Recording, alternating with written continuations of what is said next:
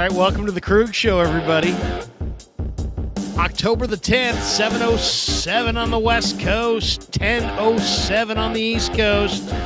We're rocking and rolling Tuesday night style. We'll be in Santa Clara tomorrow for Niner practice. Our first look at Randy Gregory. How about that? Niners go to 5-0. They win 42-10. Oh, yeah, and they're going to add Randy Gregory, and the trade deadline's coming up in a month, and they could add even more to that. Times are good in Niner land for sure. Welcome, everybody, to the Pig in a Pickle Krueg Show. I'm Larry Krueger. That's Raj from RSF 49ers. The man is in the house. Check out Pig in a Pickle, 2 locations, Emeryville and Corte Madera. They're open 7 days a week in both spots from 11 a.m. till 8 p.m. or until they run out. Pig in a Pickle, the best barbecue in all of Northern California. We're also brought to you by MarinAutoGlass.com, 415-883-3030. New York style Italian sausage, top corner. The only Italian sausage I will eat is New York style Italian sausage. And we need to tell you the Krueg Show is partnered with Underdog Fantasy this football season, and they are a sponsor as well. We'll tell you more about Underdog in a bit. Raj, good to see you, man. How are you? I'm good. It's good to see you, too. I feel like we haven't talked in like a month. It's been like maybe 2 weeks, but I feel like it's been longer than that. So much has happened since the last time me and you talked, man. I'm feeling good. I hope you are. Oh, feeling great. Oh. Feeling absolutely great. By the way, you've had a hand in our success over here on the Krueg Show, and we surpassed 25,000 subs over the weekend. So we just want to thank everybody, including yourself. You've been streaming with me really consistently all through the time I've had my channel. My son found you on the IG. He said, man, you got to hook up with Raj. And I really look forward to our streams. And we're sitting right now. We got 25,000, I think, on Sunday. Today we were sitting at 25,350 subs. And just want to thank everybody, including yourself, for a lot of blood, sweat, and tears. Well, maybe not, but maybe a lot of good dialogue. Yeah, of course, man. I'm proud to be part of it. It's been fun. You've helped me grow on YouTube, and it's always fun to chat with you, man. I feel like some of my best times are here on the Krueg Show, so I'm glad. 25K, that's dope, man. Congrats. 25K, feeling good about it. Kev's worked hard. I've worked hard. It's been a lot of fun. We've had just a ton of fun, really. And it's the cool thing about YouTube is I can talk to whoever I want, when I want, for as long or as short as I want, about whatever I want. We can be, we don't have a corporate overlord who tells us, hey, you know what? I don't know that I would say that. We don't have that. So you're getting a very much an unfiltered view. And then I love being able to, collab with who I want to collab with. And Miguel Vallejos says, what's up, Larry? What's up, Raj? The best 49er content creators. Fire. Look at that. He's giving us the hook 'em horns. So there you go. Hook 'em horns down. So, Raj, why don't we start? There's any number of directions we can start with. But, I'm going to start with Brock Purdy. Brock Purdy, I'm kind of synonymous with Brock Purdy because I liked him, really early on. Like, mini camp of his rookie year, I thought, man, this guy is not – I've seen enough football players to know the difference between a guy who's on the verge of being cut or could potentially be cut and somebody who looks like he's got really special traits. Mm-hmm. And so I was all over Brock Purdy at the time, and here we are, Brock Purdy, 72% completion percentage, 9 touchdowns, no picks. The Niners are 5-0. They're scoring 33 a game. Purdy's got 5 turnovers in 15 games as a starter. 5. He takes care of the football. I'll throw it to you this way. I mean, there's a lot of people who think that CMC could be an MVP. I think if I had to vote CMC or Purdy, I'd give it to Purdy. Who would you vote for? I mean, is Brock Purdy an MVP of the league in your estimation? And I ask you this because I'm looking at the odds right now, and the odds say that, let's see, let me take a real close look at the odds here. Patrick Mahomes is plus 450. He's the favorite to win the MVP. Tua is plus 475. And then you got 3 guys, Jalen Hurts, Josh Allen, and Brock Purdy, plus 700. So 7-1 on Brock Purdy to win the MVP. And then McCaffrey's 15-1. What do you think? Is Brock Purdy potentially the MVP of the NFL? Absolutely. I mean, the way you look at it is it's typically a quarterback-driven league. It's a quarterback-driven award. I feel like both of those guys, CMC and Brock, you can make an argument for each of them. But let's say this weekend, I think Brock Purdy proved that maybe he is the guy that you give the MVP. I think Christian McCaffrey, Offensive Player of the Year. I think he's going to lean towards that side because he's so important in the run game. But Dallas, their train of thought this weekend is we need to swarm out Christian McCaffrey. We need to stack the box, stop Christian McCaffrey. And, he didn't have his biggest game of the year. He didn't have 100 yards rushing. He still had a touchdown, and they were trying to take him out. That's another story for another day. But Brock Purdy elevated the game, and he was able to throw 4 touchdowns. I mean, that was the performance. If they're going to stuff Christian McCaffrey and you're an MVP candidate, you're going to elevate your team and do what it takes to get the win because he knew they were coming at CMC. Jordan Mason helped him out, so it wasn't the CMC show, which has been traditionally over the last couple of weeks, NFC Offensive Player of the Month, and he's had a couple of other awards. So CMC's up there for sure. He's changed the offense. But, man, CMC, his ability to captain this team and lead them and march them down the field and just deal the offense. And it's the quarterback, that's usually looked down as the captain, the most important player of the offense. And he's doing exactly what he needs to do. And you can just see him. He scans the field. He's able to read that defense. And he puts this team in perfect positions to get down the field, march down the field, and score touchdowns. They're not relying on field goals as they used to be. They're not relying on the defense. I really feel that Brock Purdy has elevated this team. And I know he only has started, 14 games in the NFL. He's young, and it's kind of, unquestioned to see this. But I think he's a bona fide MVP candidate. If he continues this trajectory, I mean, there's no argument in my mind. This guy is the real deal. He's the real deal, Larry. It's hilarious, too, because there was so much pushback when Kyle Shanahan said this guy's the real deal. And people were like, whoa, wait a second. If you're going to call him the real deal, then this guy's got to be special. And he is. And it's like, now we're starting to see why Kyle called this guy the real deal. There's been so much dialogue around the country. And I knew today and yesterday was going to be like the national coming out party. I said, you know what? If the Niners lose to the Cowboys, we're probably going to be talking about how the Niners are flawed and they can't stop the run and, whatever, depending on how they lost. I go, if they win the game, it's going to be, wow, the Niners are undefeated or they're a Super Bowl contender. But if they rout Dallas, like I predict them to win 30-7 and they won 42-10. Wow. If they rout Dallas, then this is going to be a big national Brock Purdy coming out party. And sure enough, Brock Purdy was spectacular. And it has been a national coming out party, and everybody's commenting. I want to play this one. I'm going to share the screen. This is a conversation on ESPN between Rex Ryan and Dan Orlovsky, and this was on Get Up in the Morning with Greeny. And here's Rex.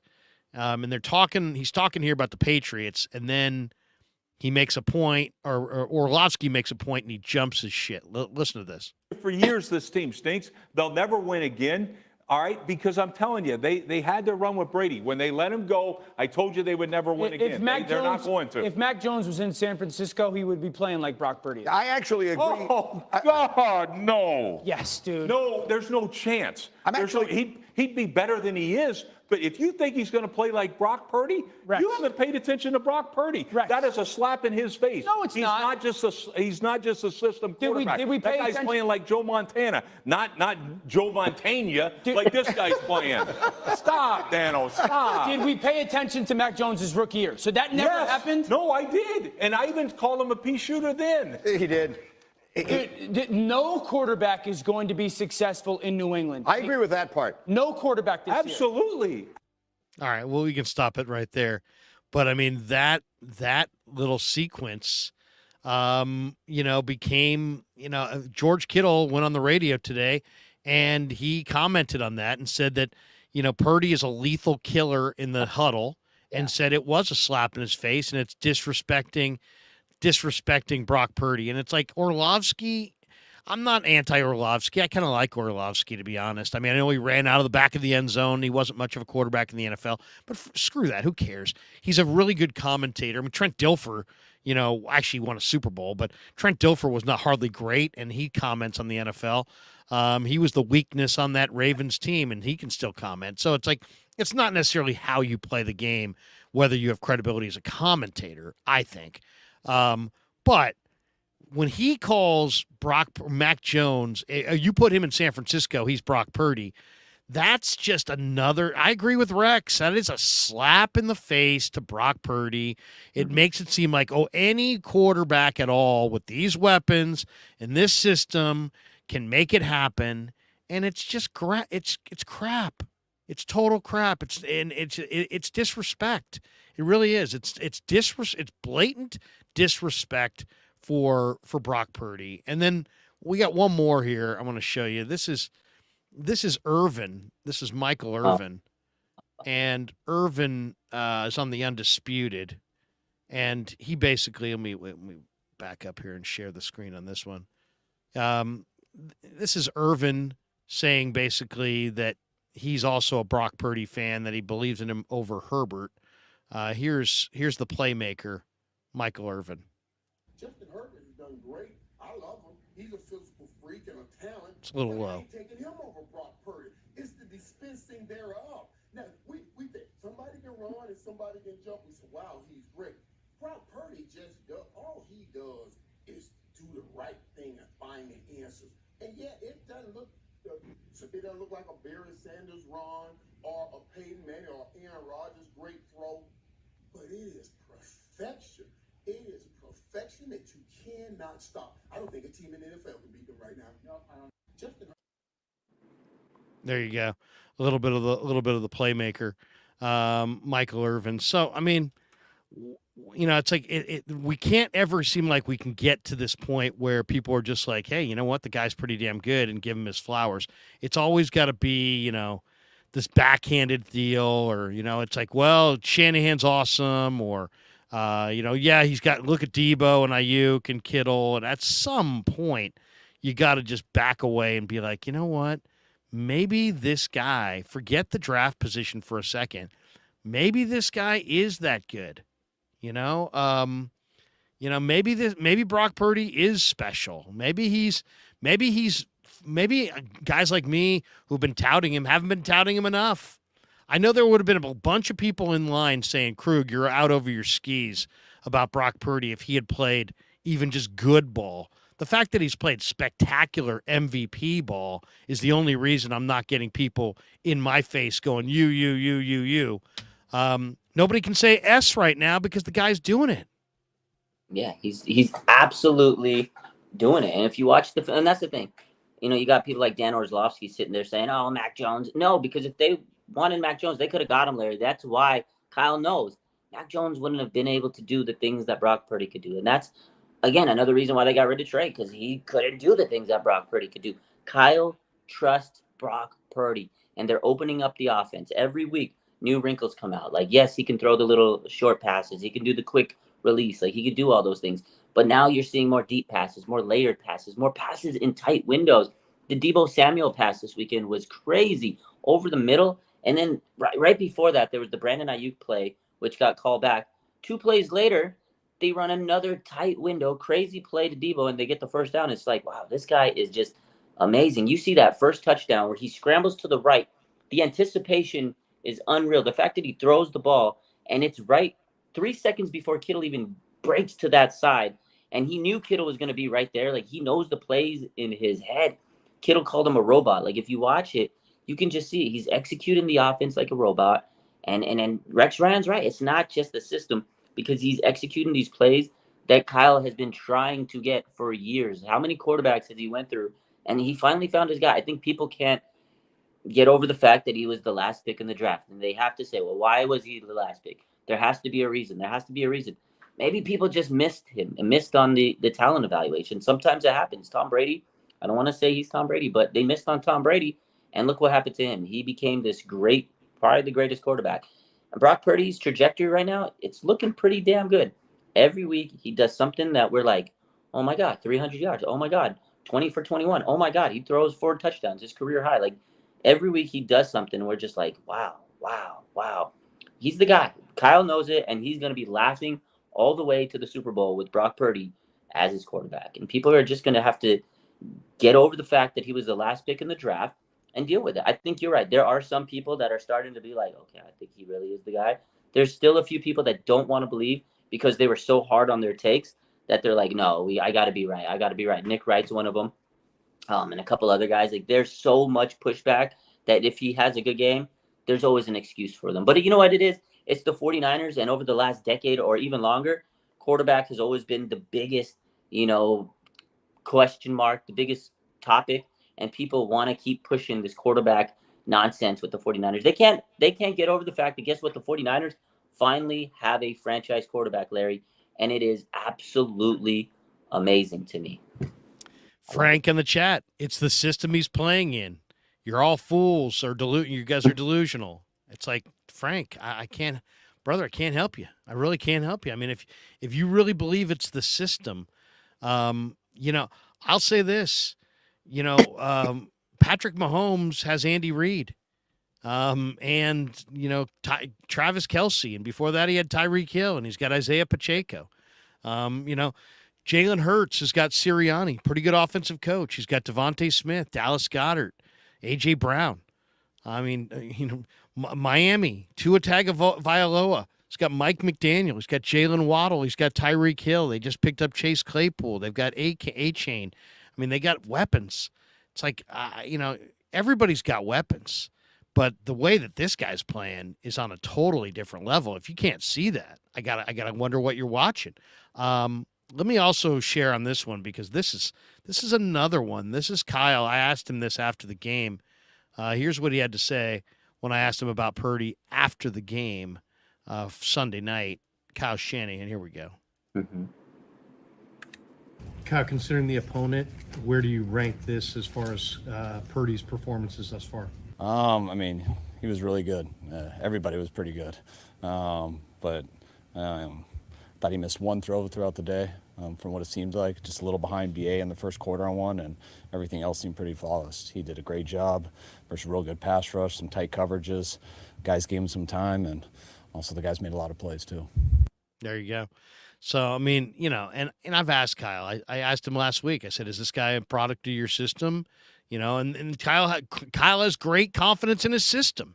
And he said, no, come on. That's ridiculous. It's ridiculous to say this guy's a product of my system. He's done it on the road. He's done it at home. He's done it with guys hurt. He's done it in the playoffs. He's done it last year. He did it this year. The biggest idiotic comment were the people this summer saying that there was no way he could get any better. I mean, what the hell was that based on? What 23-year-old hardworking quarterback doesn't get better in year 2 than he was in year 1? I mean, that was just like, I badly want Trey Lance to be the quarterback. I'm just going to say anything at all that somehow produces that result. And so I'm just going to go on and say that, you know what? Brock's topped out. He's not going to get any better. The league's going to catch up to him. I mean, I asked Brock in May, Raj. I said, Brock, where are you now compared to where you were at last May? And he's like, it's night and day difference. He's like, last year I couldn't even remember the plays. I could barely remember what play we were in and be able to properly spit out the verbiage in the huddle. Now I've got the whole playbook committed to memory. I know nuances. I know my receivers. I know their tendencies. I know how they get in and out of their breaks. I know all the intricacies of this offense. Look at Matt Ryan year 1 in Kyle's system compared to year 2. Year 2, he won the MVP. And so it's like there was no doubt in my mind that Brock was going to be better as long as he wasn't physically diminished by the elbow injury. And once he came out and kind of showed that he wasn't diminished physically, then it was just like, okay, no doubt he's going to get better. People push back on that. Amazing. Really, it's an amazing story. And for all of my glossing and glowing commentary about Purdy, at the end of the day, I probably undersold it. I mean, this guy's now an MVP candidate. And I forget who it was that said it today, but somebody said if Brock Purdy if Patrick Mahomes were Brock Purdy, they had the exact same numbers. They'd be saying MVP favorite. MVP favorite. But because it's Brock Purdy, it's like, no, you know what, Mr. Irrelevant. Can't there everybody's waiting for like the some this all of a sudden the clock's gonna strike midnight and the guy's gonna turn into a pumpkin, he's gonna throw 5 picks and lose all these games. I just watched the JT O'Sullivan quarterback school. Have you seen it? Yeah, I love his stuff. Yeah, I didn't see this week's, but I know he broke Watch down. this. I mean, he goes into how he throws with anticipation. Yeah. And Brock Purdy's making these throws against Dallas the other night before Brandon Ayuk is even out of his break, before George Kittle has even done his fake to the corner on the touchdown. He's already releasing the ball. If Brock can continue to throw with accuracy and touch and timing to spots that he knows his receivers are going to be in, and they're in those spots, he's unstoppable. There's no stopping this guy. Absolutely, Larry. And that's the thing. And that's what I was saying is like this guy, he understands the playbook even more. Kittle said the same thing. He goes, this playbook is crazy, like 230 plays, whatever the case is. And the fact that Brock like knows those plays and he's committed it, it's slowing down. He knows like, okay, he's over here. Oh, he's going to be here. He's going to cut here. Like it's just getting easier for him.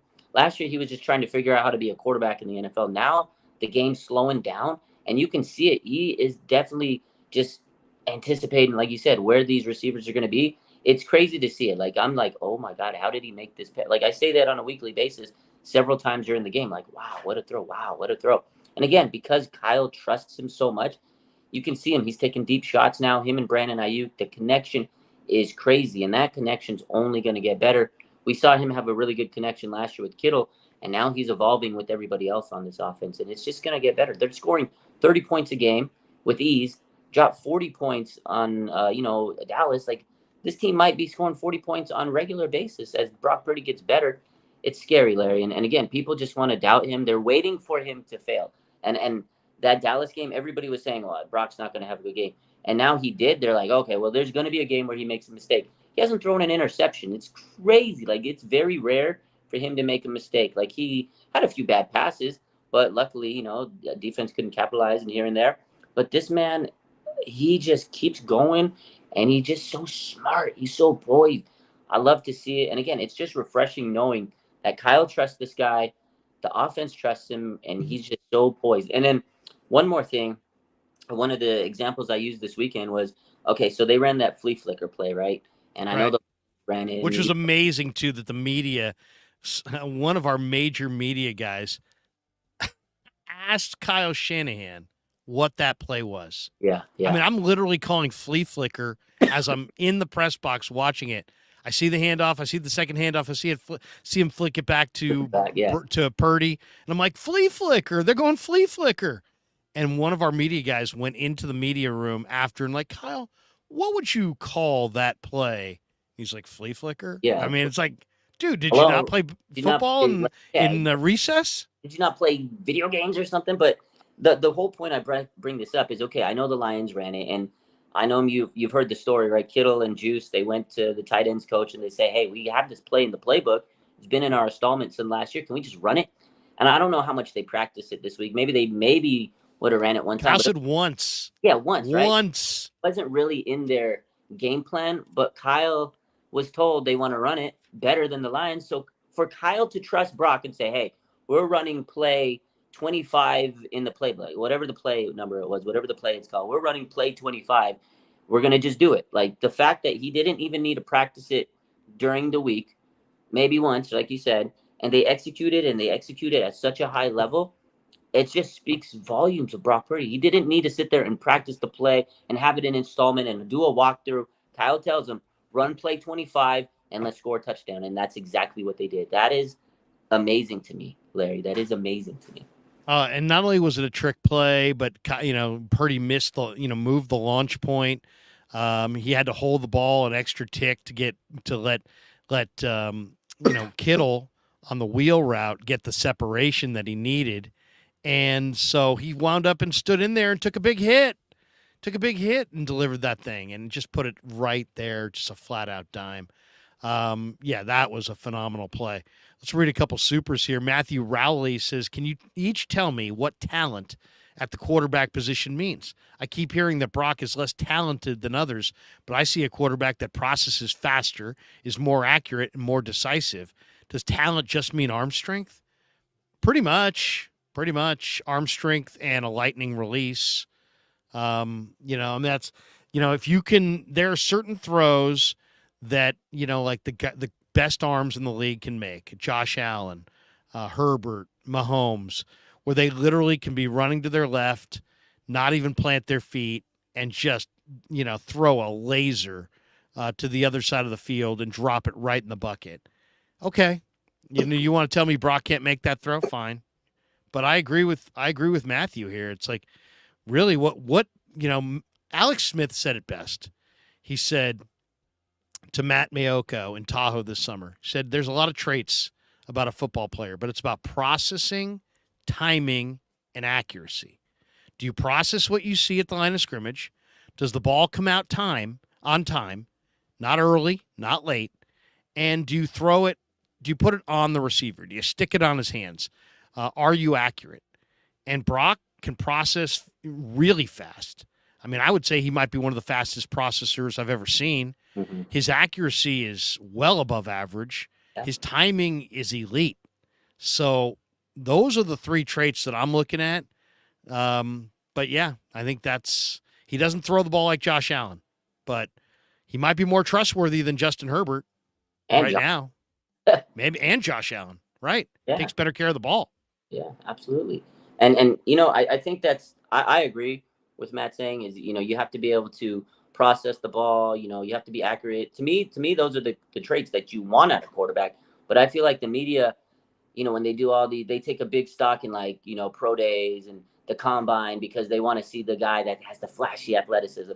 Kurt Benkert, former 49ers practice squad quarterback, he had a quote the other day, this guy, I don't know if you see Benkert's YouTube and his analysis. This guy, he was a former quarterback, so he knows a thing or two about playing quarterback. Obviously, he didn't make it big in the league, but he knows a thing or two. This is what he said a couple days ago. This is what his tweet was. He says, if Purdy was 6'4" and could throw 70 yards, people would be talking about him differently, like Mahomes. He says, some dudes with all the talent in the world never even get close to playing the way Brock Purdy is right now. He's absolutely right. I feel like people look at him and they don't see a starting quarterback because, he's not 6'4". He doesn't have the height. He doesn't have the athleticism. He's not like, this guy with this crazy arm talent. And I think everybody, when they look at these quarterbacks, they're like, if he can't throw far, he's not going to be a good quarterback, because all they see in their mind is the deep ball, right? Chicks dig the long ball. I feel like that's what has kind of saturated media is it has to be a huge arm. He has to be able to throw downfield.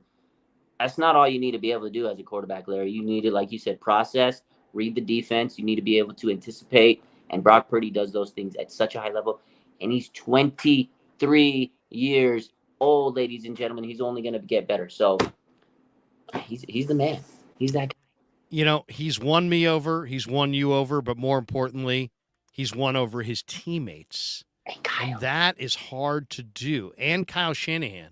Kyle said in the postgame Sunday night, he's like, I just had tried to not call too many passes. And he did the opposite with Jimmy Garoppolo. He kept the ball out of the air. They ran like 9 times in the lead up to the Super Bowl because he didn't trust Jimmy. They passed the ball like 9 times. They ran it because he didn't trust Jimmy after he looked kind of raw in the first playoff game, and he put the ball in harm's way, and Kyle's like, hell no, I ain't doing that. So he ran the hell out of it with Mostert until they got to the Super Bowl. Then he had to lean on Jimmy, and when he did, ultimately Jimmy couldn't do it. Here is the interview I did in the locker room after the game with Demetrius Flanagan-Fowles. Listen to this one. Purdy, what do you think of Purdy tonight? Brock, since he got here, has just been legit. And I'm glad that every now the world continues to get to see it, because when he first got here, we thought he was that. So it's great to see him. How soon did you know he was legit?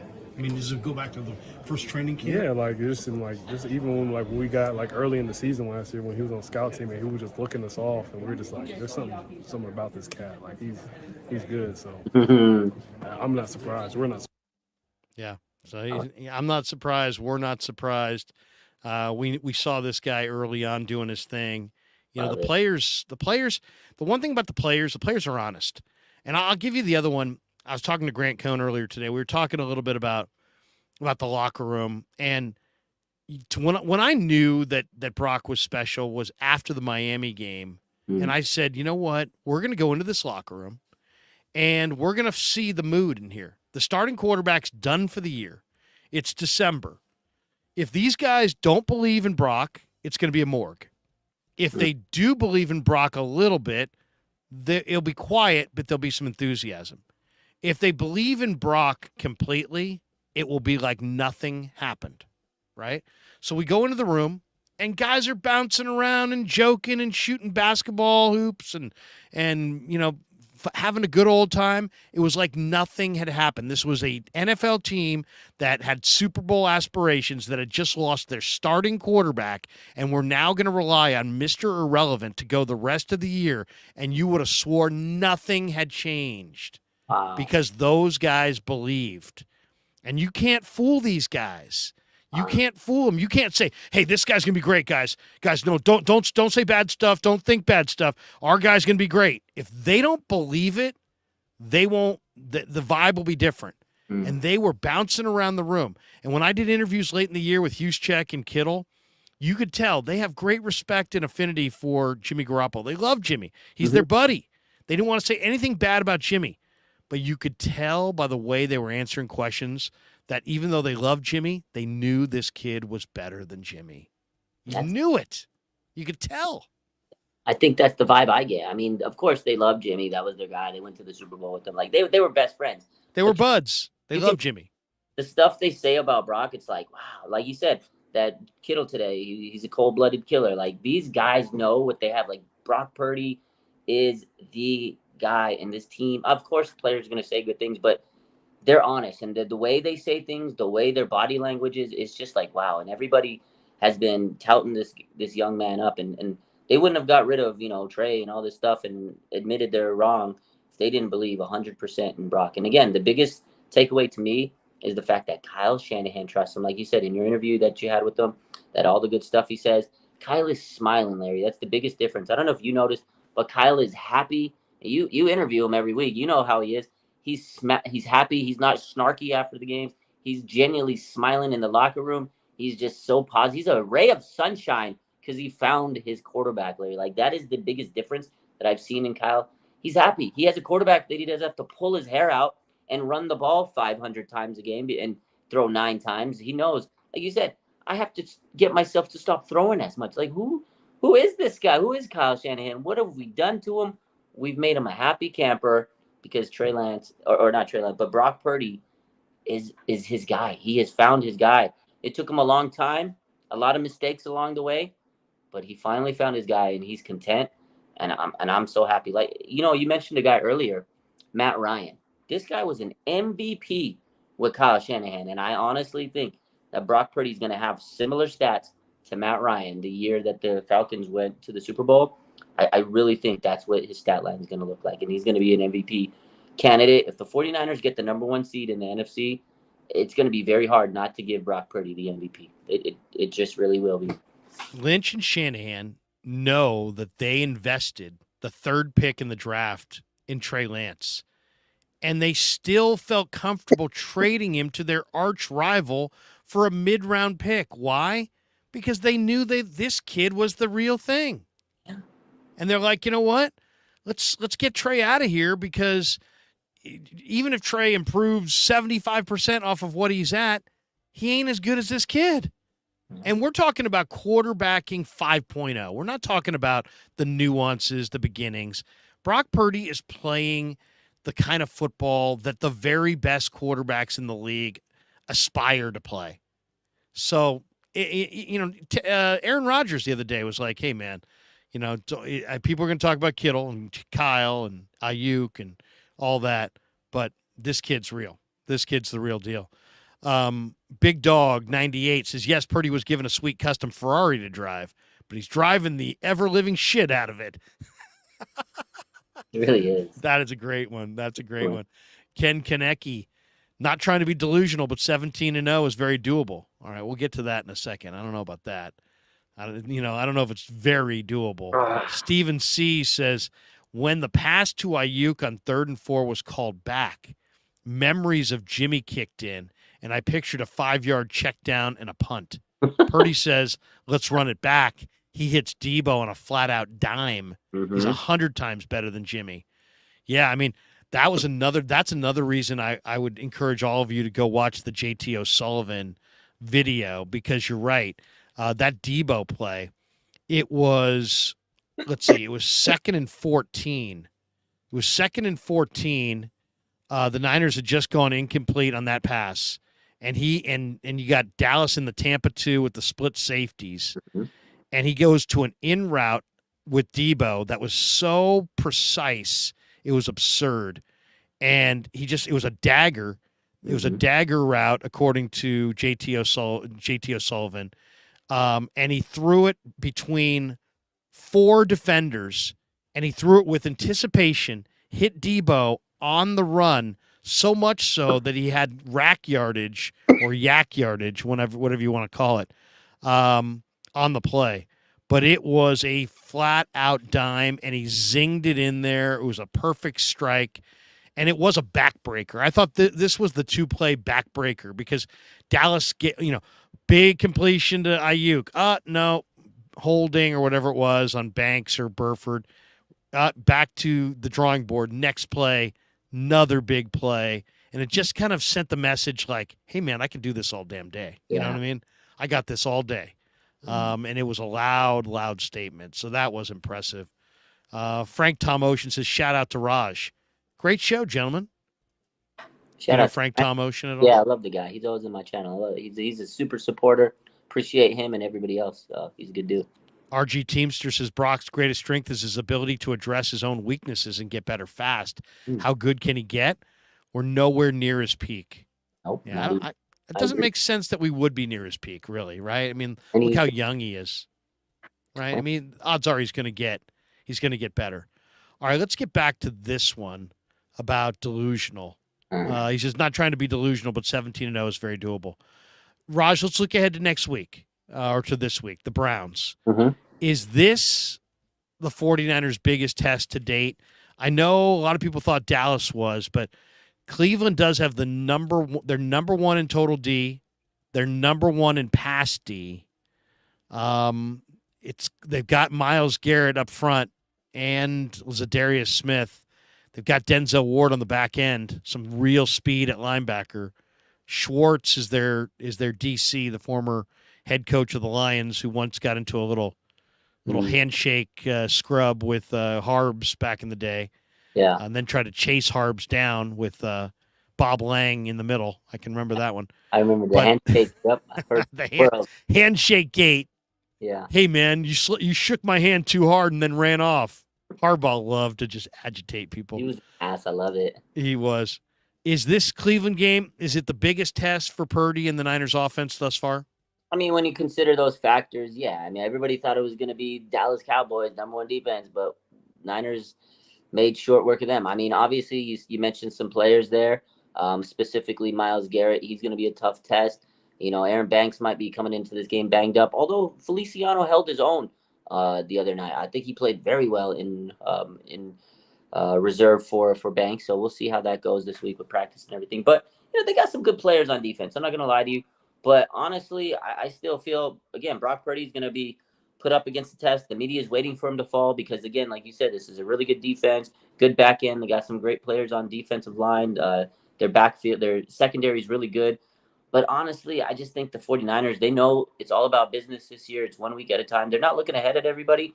I think it will be the biggest test so far this year, but I still think the 49ers walk away with this game pretty handily. I think they're dropping another 30 points, and it's going to be another statement. It's going to be like, wow, okay, this Browns team is great defensively, and if the 49ers can drop 30 points on them, that's just going to speak volumes of how good this offense is, how Kyle Shanahan is dialed in, and Brock Purdy. So another big statement for Brock Purdy, I feel, can be made here. If the Browns had Nick Chubb, I'd be a lot more worried. Okay. The Browns are 29th in turnover differential. They're -7. They're 30th in pass offense. They're going to start P.J. Walker Yeah. at quarterback. They're 23rd in points per game. The Niners are scoring 33 a game. The Browns are scoring 19 a game. I respect the Browns, and I'm scared about Myles Garrett, but I think the Niners win this game. Now, as far as running the table, you got to beat Philly and Philly. You got to beat the Ravens. You got to beat the Seahawks twice in a matter of 3 weeks. You got to beat the Bengals, despite the fact the Bengals have like 13 days off and the Niners will be on a short week. There's several challenges along the way. I think it's unlikely that they'll run the table, but I can't say for sure they won't, because Purdy does have this. He is incredibly consistent. And he seems to do, he's an icy, to me, his greatest trait is not his accuracy or his timing or his touch or his processing. It's his competitiveness. Yeah. I think that's what really separates him. And I think that is the trait that makes me think that 17-0 is possible. Still unlikely, but I think a loss is coming. I just don't know where and when. But there's got to be a game where 2 balls get tipped in the wrong direction and somebody fumbles and there's, a couple broken coverages. I mean, there's got to be one game that they lose this year. I'm not sure which one, but I think one's coming. I don't think they're going to run the table. There's always a weird game that you're like, how I lose that? There's always one game that every team usually like, you just lose. I think they can run the table. This team is so well balanced on both sides of the ball. Like, this team is really, really, really good. It's hard to see a team that's going to be able to outlast them in 4 quarters. Like, that's the thing. You might be able to beat the 49ers in the first 2, maybe the first 3 quarters, but that 4th quarter comes, can you outlast them? Because they are well conditioned. They're very, they're a strong team. They're a hard-nosed team. They're just tough. They're physical. Can you outlast all the hits that they're dishing out, like Greenlaw and Warner and Bosa and Hargrave and all the offensive players? They're hitting you hard. Debo's coming right at you like a train. CMC, Jawan Jennings, Ayuk, and Ronnie Bell. These guys are smothering them. Trent Williams, all these guys. Can you outlast them? I don't know. But I do think the 49ers are going to lose to a game. Just a weird game here and there. I honestly think the first loss they're going to have is probably the Bengals. I know they're not playing great right now, but it just feels like it's one of those games that they're just like, oh, how the heck we lose that game? But I like looking back at the season, but I think they'll lose maybe 2 or 3 games here. Somebody asked me today, or Guru and Steiny on 95.7 The Game. I did a little guest hit with them, and they're like, what do you think of Brock Purdy's numbers, and do you think they're inflated? And I said, he's 32nd in the NFL in 4th quarter pass attempts. The Niners are shutting it down in the 4th quarter. So if anything, he might actually have bigger numbers if they had got involved in a tight game, because they're running it almost exclusively right now in the 4th quarter, just trying to put away games. So if you have him, freewheeling for 4 quarters, maybe he'd throw for 3 bills. I mean, I don't think it's out of the range of possibility. Miguel says, can you guys imagine one day that Brock Purdy might be the best quarterback in the NFC and Patrick Mahomes will be the best quarterback in the AFC? I could see it. I could see it. I know it sounds crazy, but I could see it. 49ers, by the way, average 33 a game, and they're giving up 13 a game. So that's a plus 20-point deal. That's that's winning by 3 touchdowns every week. I mean, when you have that kind of disparity in what you do offensively compared to what your defense allows, it definitely makes you think that you could run the table. But, we got this one from Hello65. Larry bullied Matt Barrows and Cam Inman because they didn't believe in Purdy in training camp last year. Yes, I did. I bullied those guys. I threw them up against the locker in the media room, and I said, Barrows, you better like this guy. Come on, not my guy Cam. You can't do that. Maybe Barrows, I'll let you, but not my guy Cam. Cam's my guy. Yeah, seriously, I couldn't bully those guys. Yeah, Cam's I probably physically might be able to, but I wouldn't. Yeah. I wouldn't bully those guys. Okay. Okay. John Lynch. Today's the 10th of October. The trade deadline is exactly 3 weeks from today. If you're John Lynch, you got $40 million in cap room. You got a lot of players to pay down the road, Raj. What do you think? You roll it over, or do you trade for somebody? I'll throw you some of the names that are out there. Jordan Willis is on the street if you want to sign him. Brian Burns, Frank Clark, Justin Houston, Marcus Davenport, Yannick Ngakoue. Those are the edge rushers. Maybe Adoree Jackson, maybe Surtain. How about Zach Ertz, they're saying? Rondale Moore from Arizona.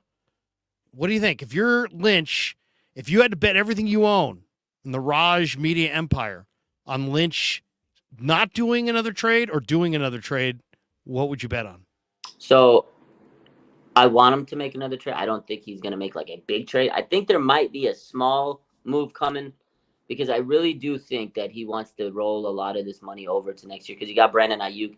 Maybe Hufanga has to get paid. Maybe. I don't know. Maybe they go one more year without paying him. But Brandon Ayuk's got to get paid. And they're going to be, right now they're 40 under the cap. During this offseason, Larry, they're going to be 70 over the cap. So you do need to roll some of that money over because they're going to have to really figure this out, extensions, restructures, things like that. But if I really want to go and live my dreams here, Larry, I'm John Lynch. I'm calling up the Broncos. Hey, yeah, we talked to you a couple weeks ago. We got that Randy Gregory. I asked you about this man, Patrick Surtain. Let's do business on Patrick Surtain. That's who I want. That's who I need them to get. And I don't know, it's going to take a lot, but I feel like the Broncos might be at this point where they're going to be on a fire sale situation where they're going to get rid of people. Maybe John Lynch calls them and he circles back and says, hey, what is the price of Surtain now? Maybe a couple weeks ago it was really high. Maybe he's going to catch the GM of the Broncos on a good night and he gets a bargain price. And if that's the case, you push all in and get Patrick Surtain. Could you imagine Mooney Ward, Patrick Surtain on the back end with Diamond Lenore in the slot? Stop it. Where it's a Super Bowl guaranteed. Just give them the ring, Larry. But I don't think it's going to happen. Here's the thing. Do they need to make a trade to win the Super Bowl? Maybe, maybe not. I would say probably not. But you know what? Look at the last two Niner teams that did win the Super Bowl. They loaded up. Did they need Dion to win the Super Bowl? I don't know. But they got him and they won it. Does anybody care that the 94 Niners were ridiculously loaded? No. It just counts as their fifth Super Bowl. Does anybody care that the 89 Niners were 3 deep at every position and had ridiculous depth pre-salary cap? No. It just counted as the fourth Super Bowl. Nobody's going to remember in 20 years if you loaded up, but they are going to remember if you fell short. Yeah. So I say load up. I don't want to trade my number one pick, but I'd trade multiple twos and a player or something like that to get, if you wanted Darrell Luter and our second round pick for the next couple of years and you're in Denver and you're going to give the Niners Surtain in that situation, I would do it. I would absolutely do it. I would load up. I wouldn't think twice. Obviously in that situation, but I don't think you could do it without a first round pick, Larry. I don't know. You don't think so? And if that's the case, if they want a first-round pick, absolutely need a first-round pick. I don't want to give a first-round pick. I'm going to do it, Larry. Like, you go all in. They're not going to care. You win a Super Bowl, it's all good. I know. That's a tough one. It's a real tough one. Run it. How about 2 2s and 2 3s? How about volume instead of number one? Because here's the thing, Raj. I kind of think the Niners need that number one next year to go get the offensive tackle that they really can't find anywhere else. Yeah. I don't know that they can find an offensive tackle that can be their guy for 10 years unless they use a number one. But if you think about it though, in reality, their number one's going to be like a high 2 anyway. That's true. Yeah, if you really think about it, their first round pick, it might be the number 32 pick, 31, somewhere like late round, it might be just as good as a 2. So based on that, yeah, maybe they can get away with a couple 2s and they have a wealth of 3s. So for sure they can do that. But I don't know. Sometimes teams really are hung over on the number, the first round, because then you can trade that up and move in more into the first round. So yeah, that's how some of these teams think. But honestly, man, just go all in. That's all we really need. I mean, do we necessarily need to make the move? Probably could get away with it. But I mean, if you get Patrick Surtain on this team, bona fide super, there's no team. They might go 17-0 at that point. Like at that point, they go 17-0. And one thing, Larry, I think the 49ers in 94 absolutely needed Deion Sanders. He's the reason. They probably did. They probably did. Against the Cowboys, that was the reason they were able to beat the Cowboys. You're right. You're right about that. Yeah. By the way, we want the parade If you got to move a number one for Surtain, move it. All right, I got one last question for you, but first let me just mention this. The Krueg Show is partnered with Underdog Fantasy this football season. Underdog Fantasy gives fans a way to play alongside your favorite football team all season long. Check out their weekly Pick'em players where you pick between 2 to 5 players and select whether they go higher or lower on their game stats. You can win 20 times your money in a single game by going 5 for 5. It's a fantasy game, but you can win real money. And you can enter the same as me, or you can make the picks, make your own picks, sign up using the link in the description and the promo code Krueg, Krueg, and they'll match you up to $100. All right. I'm going to share the screen one more time because we have one more controversy. And here it is. Kay Adams. First it was Micah, then it's Debo. Here we go. Here's a little Micah Parsons, and then Debo's reply. Wait a second. Got something for that. Just trust. If hold on. Before we just trust. Here we go. Guy, but I'm going to say this. Laugh now, cry later. We got something for that. Just trust. If we see them again, just trust. And we're going to put it just like that. I ain't going to put too much on it. You're going to make it personal. We can make it personal. I think, How personal is it? It was already personal before the game started. Now, 42-10, I don't think you want to see us again. It might be a little bit worse. Okay. Wow, Debo. I don't know what we trust. Micah, Debo. I don't know what to say. I'm getting uncomfortable. I don't know what we trust. We trust, laugh now, cry later. I don't think you want to see us again. Oh man, I love that. I love Debo, man. Debo's hilarious. First of all, you're Parsons. You've been looking at this game. The Niners beat you in the playoffs the last 2 years. You had the game circled. It wasn't week 1. Didn't sneak up on you. It's week 5. You just got shut out. You didn't sack the quarterback. You didn't come close to hitting the quarterback. And just because George Kittle wrote F the Cowboys on a T-shirt that he wore under his pads, now you're like, hey, man, it's personal. What do you think of that little exchange, Raj? I know you're all over this because you're Mr. IG. Yeah. Come on, Raj. You had that out there, right? I did. You put that out there? I was the one that put that out there, first person to put it out there. Did you? Yeah. I knew you did. I knew it. I was on top of all this stuff, but I don't. What did it get for views, by the way, for you? Can I ask? On Twitter, we got 382,000 views. Twitter. That was just on Twitter. Oh, my God. Yeah. What did it get on the IG?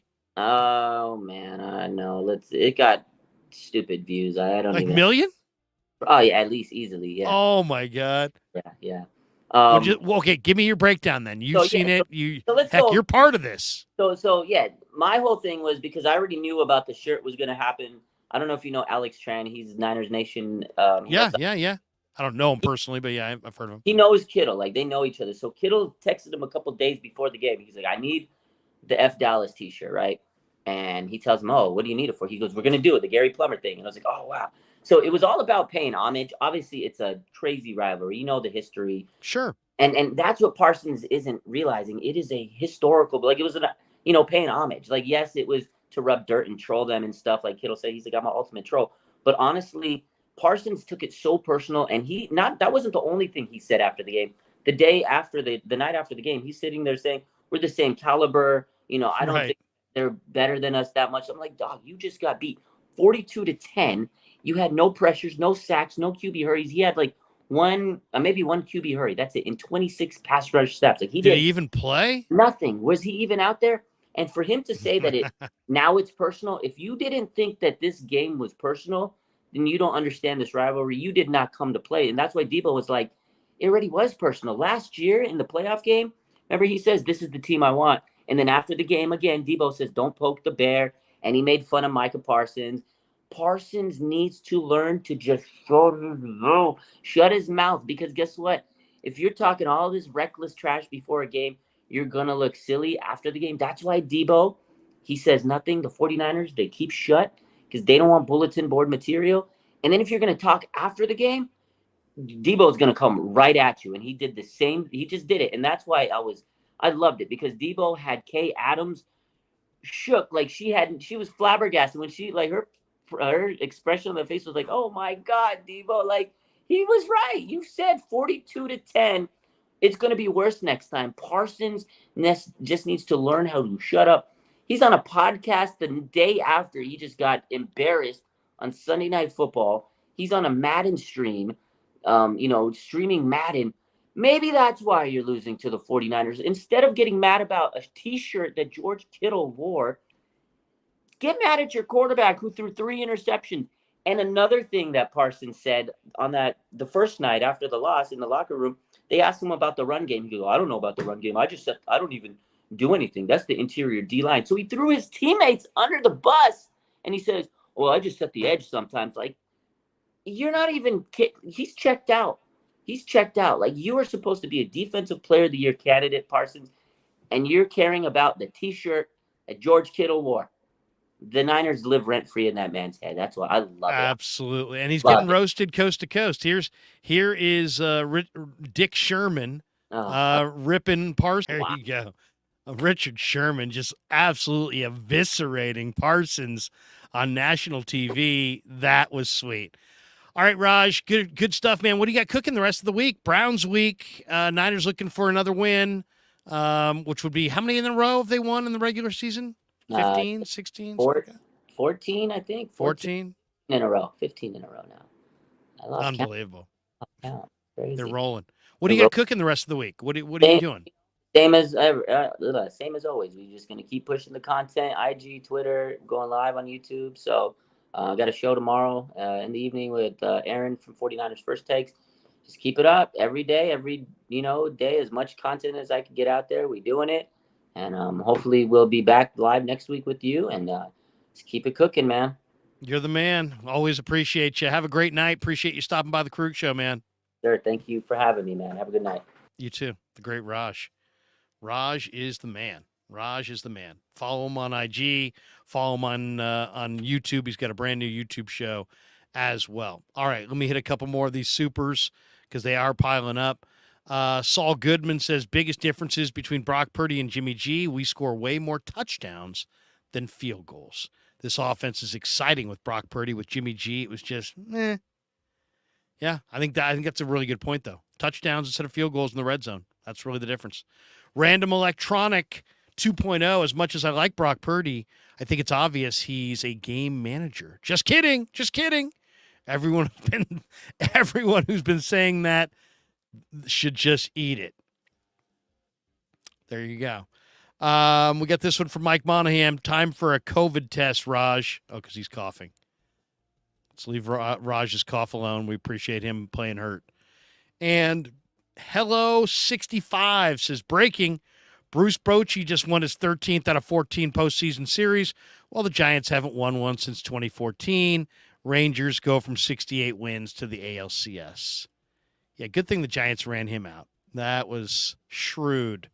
Shrewd move. Yeah, I mean, come on. I mean, seriously. I'm watching Bruce Bochy, and I'm thinking to myself, did the Giants really pinned it on him?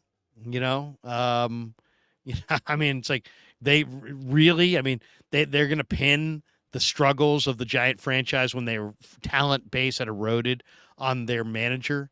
Now you're seeing when you get to October, an elite manager makes all the difference in the world. I said it a couple weeks ago, Astros, Rangers, ALCS, Dodgers, Braves, NLCS. We'll see. Maybe the Diamondbacks will rain on that parade, but I'll stay with it. And then I'll go. I've got Braves, Rangers in the World Series, and Bruce Bochy in the Rangers winning it all. How about that? Wouldn't that be something if Boch got it done and won the whole damn thing? I mean, that would just be so awesome. So awesome. All right, let's thank our sponsors. We're brought to you by MarinAutoglass.com, 415-883-3030. Saeed, the owner of Marin Autoglass, good personal friend.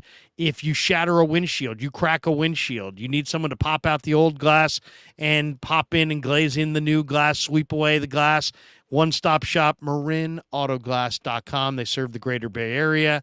Once again, fantastic company, 415-883-3030. New York-style Italian sausage. The only kind of Italian sausage I will eat is New York-style Italian sausage. Underdog Fantasy, Once again, you can use the promo code Krueg, and they'll match you up to $100. And the title sponsor of the Krueg Show is Pig and a Pickle, the best barbecue in all of Northern California. Check them out in Emeryville and Corte Madera. They're open 7 days a week from 11 a.m. till 8 p.m. or until they run out. Pig and a Pickle, and here's what their spot in Corte Madera looks like.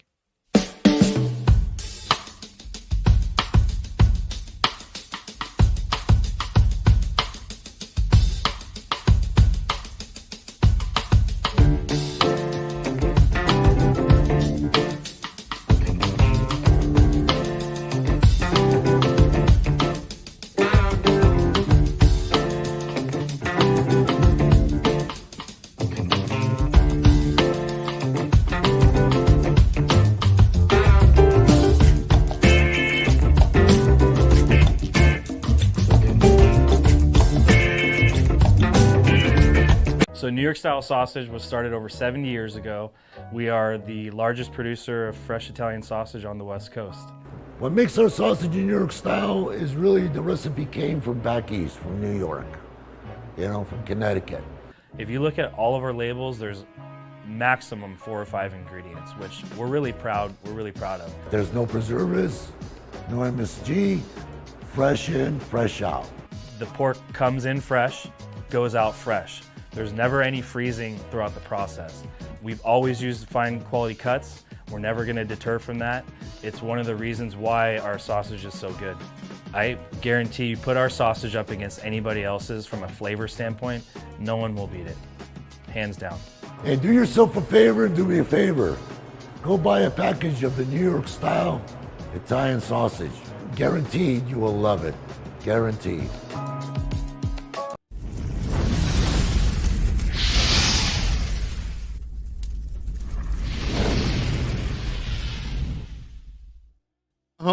Coming down the home stretch on the Krueg Show. That does it for a busy day. So today we were on 95.7 The Game at noon with Steiny and Guru. We did a live stream with Grant Cohn at 4 o'clock and with Raj here at 7. What do we got cooking the rest of the week? Well, tomorrow I'm going to be down in Santa Clara. Kyle Shanahan speaks at 12:40. I'll be there for that. Then we'll go a little open locker room. I'm going to do an interview in Santa Clara with Guy McIntyre about the Golden Heart Fund that will play on the show that tomorrow afternoon. And then tomorrow night at 5 p.m., Dave Lombardi's going to be in the house on the Krueg Show, and we'll chop it up with Lombardi at 5. And then tomorrow night at 8 o'clock, we'll do our live call-in show with my son, Kevin Krueger, and we'll take your video calls. That is set for tomorrow at 8 o'clock. Thursday, I'll be down at Niner Camp again, practice at 1. We'll talk to Steve Wilkes, Chris Forster, and Brock Purdy. And then Thursday night at 6:30, the big show, live stream with Jesse Naylor and Vish Kumaran and yours truly. Friday, Jack Hammer will be in the house at 10:45 for a live stream on both of our channels. And then in the afternoon, Damon Bruce and I will do a live stream, and we're going to try to find somebody from the Cleveland area to jump on with us and talk a little bit about Browns and Niners, and we'll take some video calls on Friday afternoon. Saturday morning at 9 a.m., the coach will be in the house. I'm looking forward to that. Saturday night, by the way, my high school reunion in the city. So class of 88 reunion for the Sang Nations Wildcats. I'll be at that Saturday night. And then Sunday morning, Niners and Browns in the morning slate, 10 a.m. and at 1 p.m., we'll do our postgame show with myself, Kevin, Baller, JD, Ryan, Danny, Damon. Everybody will be in the house, and we'll have a good old time doing that. So got some big things planned as well coming up next week for the Krueg Show. Not ready to quite announce just yet, but we're working on some major, major guests for early next week. So I look forward to bringing that to you guys as well. So, and by the way, thank you. Over the weekend, we crested 25,000 subs on the Krueg Show. And I just can't even thank all of you guys enough. If you're one of the 300 plus people still hanging in the chat right now, we're sitting at 25,361 total subs. So picked up almost, we've had 1.4 million views of our content in the last month alone. We've added almost 2,500 subs in the last month alone. We've had almost 200,000 watch time hours in the last month alone. So I can't say enough about all the great stuff happening on the channel. Thanks to my son. Thanks to all of the content creators that I've streamed with. And thanks to you guys, because without the audience, we wouldn't be at 25,361 subs. So if you can, hit a like, hit a subscribe, hit that notification bell so you can catch all of our streams going forward and be notified. That's going to do it for us. Hope everybody has a phenomenal night. We'll see you tomorrow from Santa Clara. Big day. We're going to go chase it down. Have a great one. Peace. Yeah, never met a man I've been scared of. Careful, you won't get exactly what you asked for.